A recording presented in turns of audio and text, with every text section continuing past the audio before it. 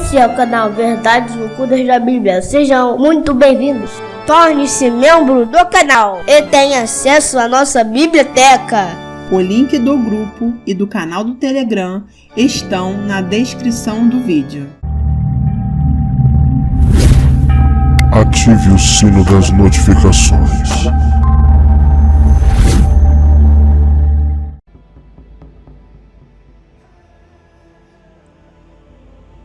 Vamos à parte 2 do nosso estudo acerca do livro de Esther, demonstrando que ele não tem historicidade, é uma composição lendária baseada em personagens, deuses mitológicos babilônicos. Vamos lá, se você não assistiu ao primeiro vídeo, vá aqui na descrição ou no card. Há várias declarações feitas no livro de Esther que são contraditórias à lei e costume persa, tanto que colocam o escritor ou escritores do livro sob suspeita de ignorância da Pérsia e suas instituições. Por exemplo, a sugestão dada por um dos cortesãos de Assuero e o edito de acordo com esta sugestão, de que as donzelas de todas as nações fossem reunidas em Suzã, a fim de que dentre elas pudesse ser selecionada uma sucessora da rainha Vasti. Era contra todas as leis e costumes persas. A escolha de Esther como rainha foi em oposição à lei do Avesta e demais leis persas e ao testemunho de Heródoto, um testemunho histórico que fala acerca disso. O historiador grego diz que a rainha persa era selecionada apenas entre as 7 famílias mais nobres da Pérsia. Nenhuma outra mulher poderia se tornar rainha. A história persa não conhece nenhuma rainha chamada Vasti ou Esther. Eu vou repetir. A história persa, muito bem documentada, desde o Império Aquemênida, muito bem documentada, não conhece, não faz menção, não há um achado arqueológico, não há um documento, nada que fale acerca de uma rainha chamada Vasti ou uma rainha chamada Esther. Novamente, a nomeação de 2 estrangeiros, Amã, o Agagita, e Mardoqueu, o benjamita, como vice-reis da Pérsia, não é compatível com o costume persa, nem a história persa menciona esses nomes. Da mesma forma, a emissão de decretos nas línguas de todas as províncias, conforme registrado no livro de Esther, capítulo 1, versículo 22 e capítulo 3, versículo 12, não era o método habitual de emissão de decretos no reino persa.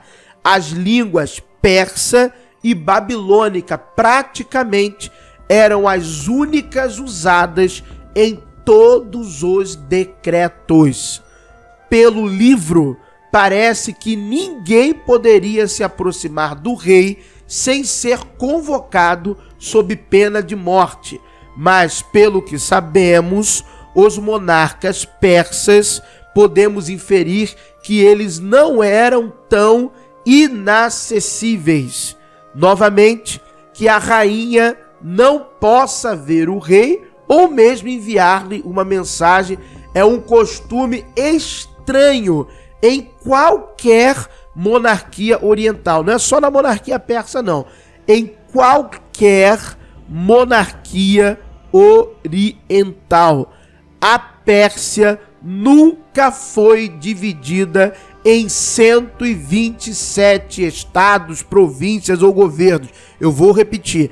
A Pérsia nunca foi dividida em 127 estados, províncias ou governos. Heródoto nos conta que foi dividido em 20.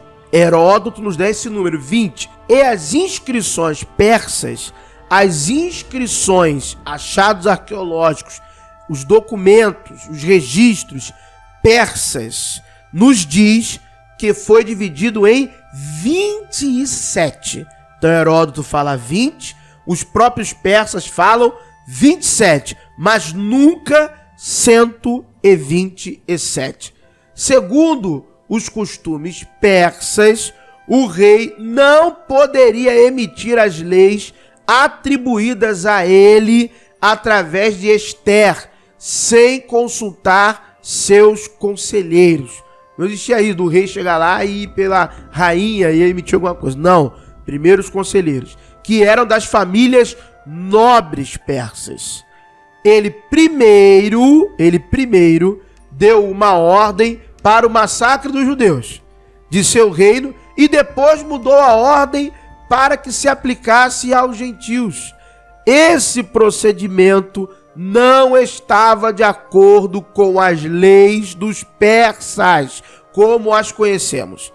A cidade de Suzã, a capital do império, parece estar do lado dos judeus e sentir muito por eles em seus problemas.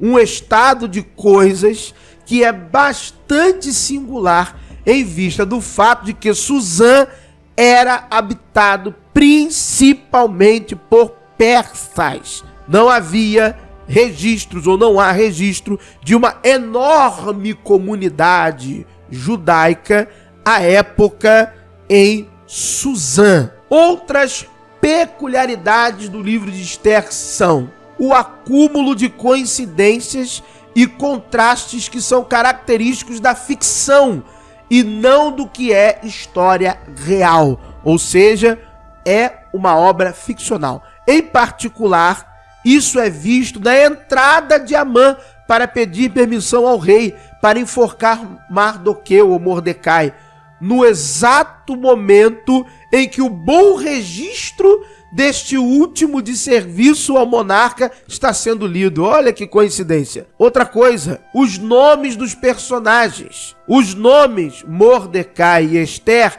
não são judeus, mas são babilônicos. Não são nomes judeus. Ah, mas a Hadassah, calma, nós vamos chegar lá. Você vai se surpreender. A origem desse título, que é um título, esse é um título e não é um nome. De fato, não há um personagem judeu em todo o livro. O livro não tem personagem judeu. Não tem. Podemos ir ainda mais longe e dizer que, com exceção do rei Assuero, que supostamente é o rei Xerxes, os nomes são todos nomes de deuses e deusas e não de seres humanos. Os nomes são todos nomes de deuses e deusas e não de seres humanos. Ok? Vamos parar a leitura por aqui. No próximo vídeo tratarei de todos os nomes do livro de Ester. Todos os nomes trataremos no próximo vídeo. Muito obrigado por terem assistido a mais esse conteúdo no canal. Que o verdadeiro Deus abençoe a todos. Obrigado por assistir mais um vídeo. Se inscreva no canal.